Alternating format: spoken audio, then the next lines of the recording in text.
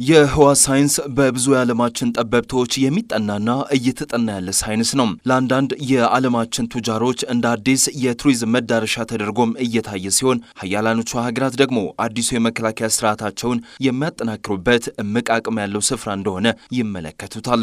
በእርግጥም አሜሪካ፣ ቻይናና ሩሲያ ይህን ህዋ ላይ የመንገስን ሩጫ ከጀመሩት ዋላደር ብለዋል። በቅርቡ በወጣ መረጃ አሜሪካ ህዋ ላይ መሰረቱን ያደረገ የሌዘር ጨረርን የሚጠቀም የጦር መሳሪያ እንደገነባች እየተነገረ ነው። ይህም የህዋ ላይ ሩጫውን በቀዳሚነት እንድትመራና ዙሩን እንድታከረው አስችሏታል።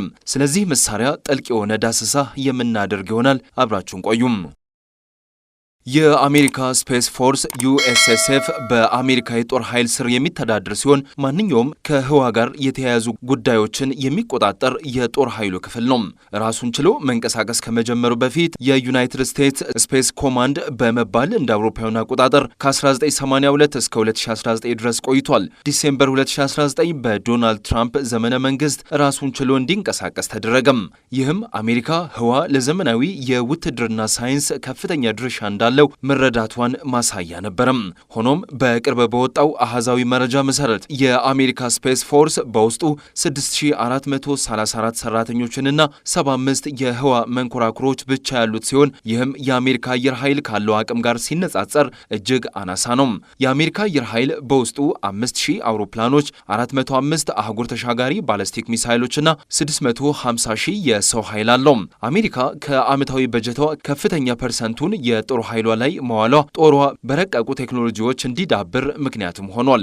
ዲፌንስ ኒውስ ባወጣው መረጃ መሰረት አሜሪካ ለስፔስ ፎርሷ ወደ $2 ቢሊዮን የሚጠጋ ገንዘብ የመደበች ሲሆን በ2024 ወደ $13 ቢሊዮን እንደምታሳድገው ተነግሯል።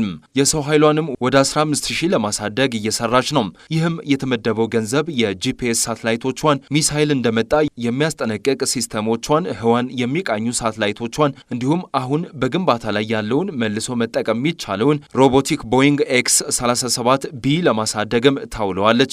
የህዋ ኢኮኖሚ አሁን ላይ ካለው $450 ቢሊዮን ወደ $1 ትሪሊዮን በሚቀጥሉት 2 አስርት ዓመታት ውስጥ እንደሚያድግም ይጠበቃል።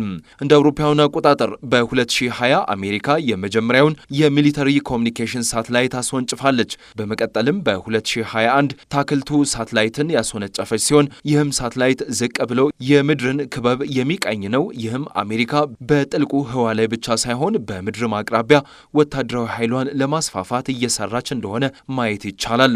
ተቀናቃኞቿ ቻይናና ሩሲያም የወታደራዊ አቅማቸውን በህዋ ላይ ለማስፋፋት ቀን ከሌሊት እየሰሩ ይገኛሉ። እንደ አውሮፓውያን አቆጣጠር 2013 ቻይና ዢያን የተባለው የሙከራ ሳተላይት አስወንጭፋለች። ምን እንደሚሰራ ለሚዲያው ይፋ ባታደርግም ከዕለት ተዕለት በኑራችን ላይ ከፍተኛ አገልግሎት እየሰጡን ያሉት የኮሚኒኬሽንና የጂፒኤስ ሳተላይቶች ከቅርብ ጊዜ ወዲህ ለስለላ አገልግሎት መዋል እየቻሉ ነው። ይህም የሀገራቶች ሉዓላዊነትና ደህንነት ጥያቄ ውስጥ የሚከት ጉዳይም ሆኗል። ሀያላኑ ሀገራትም ኤሳት የተባለውን ሲስተም እንዲያበለጽጉ ምክንያትም ሆኗል። ይህ ሲስተም የጠላትን ሳተላይቶች በህዋ ላይ እንዳሉ የሚያፈነዳ ነው። እነ ህንድ፣ ቻይና፣ አሜሪካና ሩሲያ ይህንን ሲስተም በራሳቸው ሳተላይቶች በመሞከር ባለቤትነታቸውን አረጋግጧል። ይህም ሀገራቱ በየጊዜው በፍጥነት እያደገ ባለው የህዋ ላይ የጦር ኃይል ግንባታ ቀዳሚውን ስፍራ እንዲይዙ ያስችላቸዋል። የኤሳት ሲስተም የተለያዩ ሚናዎችን በአንድ ጊዜ ይጫወታል። ከነዚህም ውስጥ የኒውክሌር ጥቃቶችንና የጠላት ሳተላይቶችን ለማምከን የሚረዳ ሲሆን ከዚህ በተጨማሪም ሀገራቶቹ የኒውክሌር ሚሳይላቸውን ሲያስወነጭፉ በህዋ ላይ ሆኖ የፍጥነት ድጋፍም ይሰጣል። እንደ አውሮፓውያኑ አቆጣጠር በ2000 የአሜሪካ የሴኪሪቲ ኮሚሽን ቻይና ያላት የኤሳት ሲስተም ለአሜሪካ ሳተላይቶች ስጋት መሆኑን ገለጸም። ይህም ስጋቱ ቻይና በ2007 አዲስ የኤሳት የጦር መሳሪያ ስታስወነጭፍ ይባሱኑ ከፋልም። አሜሪካም በመልሷ የቻይና የዌዘር ሳተላይት መታች። ይህም በሁለቱም ሀገራት መካከል ቁርሾ ፈጥሮ ነበረም። የምንጊዜም ተቀናቃኟ የሆነችው ሩሲያም እጇን አጣጥፋ አልተቀመጠችም። እንደ አውሮፓውያን አቆጣጠር በ2014 ዓ.ም በ2014 ካሚካዚ የተባለውን ሳተላይት አስወንጭፋለች። የዚህ ሳተላይት የመንቀሳቀስ ቅልጥፍና ወደር የለውም። በዚህም ምክንያት ሌሎች ሳተላይቶች የመቅረብና አስፈላጊ ሆኖ ከተገኘም የማውደም ብቃትም አለው። አሜሪካኖቹ መጀመሪያ ላይ ለመለየት ተቸግረውም ነበርም። እንደ አንድ የድሮ ሳተላይት ቅሪተ አካል ነበር ያዩትም። ይህ ሳተላይት ግን በሰዓት ብቻ ወደ 17500 ማይሎችን መጓዝ ይችላል። የሩሲያ ጉዞ በዚህ አላበቃም። በ2017 ከቀድሞ በይዘቱ ያነሰ ሳተላይት አመጠቀችም። ይህ ሳተላይት ህዋ ላይ ሆኖ የራሱን ሚሳይል የማስወንጨፍ ብቃትም አለው። ይህም ሩሲያ ጸረ ሚሳይል ኦፕሬሽኖች ልትፈጽም እንደምትችል ማሳያም ነበረም። በመቀጠልም በ2019 ሩሲያ ኔስቲንግ ዶል የተባለ ሳተላይት ወደ ህዋ ላከችም። የሳተላይትም በቅርበት ሌሎች ሳተላይቶችን የመሰለል ሚሳይሎችን የማስወንጨፍ ብቃትና ትናንሽ ሳተላይቶችን የማሰማራት ብቃት አለው። አንዴ የአሜሪካ ሳተላይት በቅርበት ሲሰልል ተገኝቶም አሜሪካ ኦፊሻል ስሞታዋን አቅርባለች። የአሜሪካ ስፔስ ፎርስ በዛው ዓመት ራሱን ችሎ እንደ አንድ መስሪያ ቤት መቋቋሙ በዚህ ቁርሾ ምክንያት እንደሆነም ይገምታል። በቁጥር ደረጃ አሜሪካ 1897 ሳተላይቶች ባለቤት በመሆን ስትመራ ቻይና በ412 ትከተላለች። በሶስተኛ ደረጃ ሩሲያ 176 ሚሳይሎች ባለቤት በመሆን ተቀምጣለች። ቴሌኮሙኒኬሽን፣ አውሮፕላኖችንና መርከቦችን ወደ ትክክለኛው መዳረሻ መምራት፣ ሚሳይል ጋይዳንስ፣ የሚሳይል ጥቃት እየመጣ እንደሆነ አላርም ማድረግና የተለያዩ ወታደራዊ ሚሽኖች ማከናወን እነዚህ ሳተላይቶች ከሚሰጡት ጥቅም መካከል ነው። ለዚህ ሁላ አገልግሎት ሲውሉ ግን እምብዛም ጥበቃ ሳይደረግላቸው በህዋ ላይ እየተንሳፈፉ ነው። በከፍተኛ ሁኔታ ለአደጋ ተጋላጭ መሆናቸውን ያየው ፔንታጎንም $304 ሚሊዮን በመመደብ መሰረታቸውን ህዋ ላይ ያደረጉ የመከላከያ ጦር መሳሪያዎች ኢኒሺዬቲቭን በ2020 አቋቋመ። በዋነኛነት የኒውትራል ፓርቲክልና የሌዘር ጨረሮችን የሚጠቀሙ ከፍተኛ ኃይል ያላቸውን የጦር መሳሪያዎችን ነው እየገነባች ያለችው። ላለፉት 10 ዓመታት በዚህ የጦር ግንባታ ላይ እየሰራች ሲሆን ከቅርብ ዓመታት ወዲህ ይበልጥ አጠናክረዋለች። በቅርቡም በፐርሺያን ባህረ ሰላጤ የመጀመሪያውን የሌዘር ጨረር ሙከራ በተሳካ ሁኔታም አካሂዳለች። በብርሃን ፍጥነት የሚጓዘው ይህ ጨረር የታሰበለት ኢላማን በትክክል በመምታት ከጥቅም ውጪ ነው የሚያደርጋቸው። አሁን ላይ ከምድር ላይ ሆነ በጦር ጀቶች ላይ ማጥቃት እንዲችል ማሻሻያ እየተደረገለት ብዙ ሙከራዎችን እያከናወነ ነው። የአሜሪካ አየር ኃይል ለዚህ የሌዘር ጨረር ፕሮግራም $150 ሚሊዮን የመደበ ሲሆን በዋነኛነት 3 ቁልፍ ነገሮችን ያካትታል።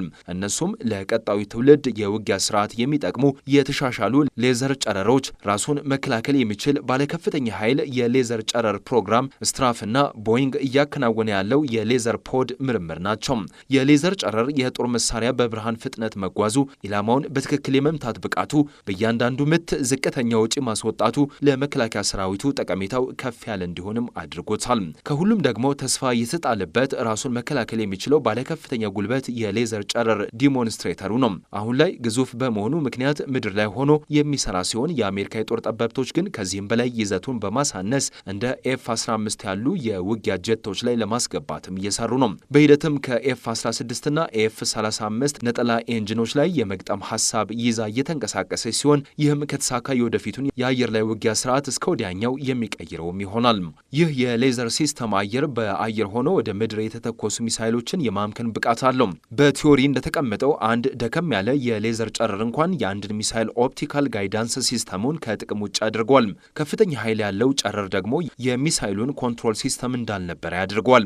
በጁን 29 2023 የህዋን የጦር ሳይንስ አንድ እርምጃ ከፍ ያደረገ ትልቅ ስኬት ተመዘገበ። ስዌል በመባል የምትታወቀው የሌዘር ጨረር የጦር መሳሪያ 100ኛ ቀኗን በህዋ ላይ በስኬት አጠናቀቀች። የናቫል የምርምር ላቦራቶሪም 100ኛ ዓመቱን ያከበረው በዛው ዕለት ነበር።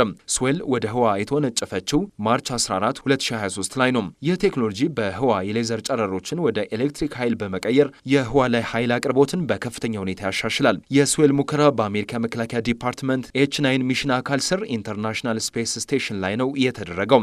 ወደ 1.5 ዋት የሚጠጋ የኃይል አቅርቦት መስጠት ችሎም ነበር። ሙከራው የተደረገው በ1.45 ሜትር ርቀት ላይ ሆኖ ሲሆን በናቫል የምርምር ላቦራቶሪ መሰረትም የመጀመሪያ በቫኪዩም ስፔስ ላይ የተደረገ የሌዘር ጨረር ስርጭት ነው። በስፔስ ኒውስ እንደተዘገበው ቻይና መሬት ላይ መሰረት ያደረገ የሌዘር መሳሪያ እየገጠመች ሲሆን ይህም ሌዘር ከምድር ላይ ሆኖ የሳተላይት ሴንሰሮችንና ሃርድዌሮችን ማጥፋትም ይችላል።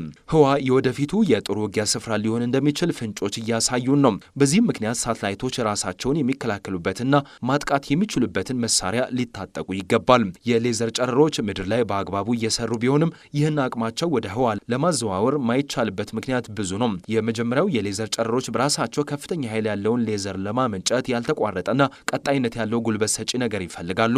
ህዋ ላይ ደግሞ የኃይል ምንጮችን ማድረግና ማንቀሳቀስ እጅግ ውስብስብና አስቸጋሪ ስራ ነው። ሌላኛው ተግዳሮት ደግሞ ህዋ ቫኪዩም ወይም ባዶ ስፍራ ስለሆነ የሌዘር ጨረሮች መታየት አይችሉም። ይህም በትክክል ኢላማዎችን ለመምታት አስቸጋሪም ያደርጋቸዋል። ረጅም ርቀት ሲጓዙ ደግሞ የመበተን አደጋ ይጋረጥባቸዋል። በተጨማሪም በሰዓት 20 ሺህ ማይል የሚሄዱ ሳተላይቶችን አልሞ መምታት ደግሞ አስቸጋሪ ተግባር ነው። ሆኖም እነዚህ ችግሮች በጊዜ ሂደት በቁጥጥር ስር መሆን ይችላሉ። ሩሲያ ከፍተኛ የሌዘር ጨረር ማምረትና ቀጣይነት ያለው የኃይል ምንጭ መስጠት የሚችለውን ሜጋዋት ካርቦን ዳይኦክሳይድ የሌዘር ጨረር የተሸከመውን ፖሊየስ የህዋ ላይ መንኮራኩርን አበልጽጋም ነበር። የፖሊየስ ታሪክ የሚጀምረው በ1980ዎቹ በቀዝቃዛው የዓለም ጦርነት ጊዜ ነው። በአንድ ወቅት የአሜሪካው ፕሬዚዳንት ሮናልድ ሬገን በኮንግረስ ያደረጉት ንግግር አሜሪካ ከተለያዩ ኃይሎች ጥቃት እየደረሰባት እንደሆነ ገልጸው ይህንንም ትንኮሳ ቀድሞ ለመከላከል የህዋ ላይ የጦር መሳሪያ የማስወንጨፍ እቅድ እንዳላቸው አስታወቁም። የፕሮግራሙንም ጫፍ እንዳነካኩት አሜሪካን ከአህጉር ተሻጋሪ ሚሳይል የሚጠብቃትን ሰፊ መከላከያ እየሰራች እንደሆነም ተናገሩ። ይህም ስራ በብዙዎች ዘንድ የስላቅ ስም አሰጠው፣ የስታር ዋር ኢኒሼቲቭ የሚባል። በዚህ በኩል የሶቪየቱ ፕሬዚዳንት ሚካኤል ጎርባቾቭ በዓለም አቀፉ መድረክ የሰላም ፍላጎቱን እያሳዩ ነበር። ሬገንንም ይህንን ኢኒሼቲቭ እንዲያቆም ቢወተውቱም ሬገን በሐሳባቸውም ጸኑ። ሶቪየቶችም ለዚህ ምላሽ ይሆን ዘንድ ፖሊየስ ስኪቭ መንኮራኩርን መገንባት ጀመሩ። ኋላይም ሆኖ የሌዘር ጨረሮችን በመርጨት ጠላቶቹን እንዲያጠቃ ነበር የተገነባው። የሶቪየት ህብረት በጊዜው የህዋ ላይ ንግስናዋን ለመያዝ በከፍተኛ ሁኔታ በጀት መደባ እየሰራችም ነበር። የመጀመሪያው መሳሪያም ስኪቭ ሲሆን በምድር ክበብ ላይ የሚዞር ሌዘር የሚረጭ የጦር መሳሪያ ነበር። ሌላኛው ደግሞ ካስኬድ ይባላል። የጠላትን ሳተላይቶች ለማምከን ነበር የተገነባው። የፖሊየስ ፕሮጀክት ባይሳካም ለወደፊቱ የህዋ ላይ የጦር ግንባታ ግን በር ከፈተም። አሁን ላይ በዓለም አቀፍ ደረጃ በተደረገ ስምምነት እንደዚህ አይነት መሳሪያዎችን ማስወንጨፍ የተከለከለ ነው። ይህም ዓለምን ወዳልተፈለገ ጦርነት እንዳታመራ ይታደጋል።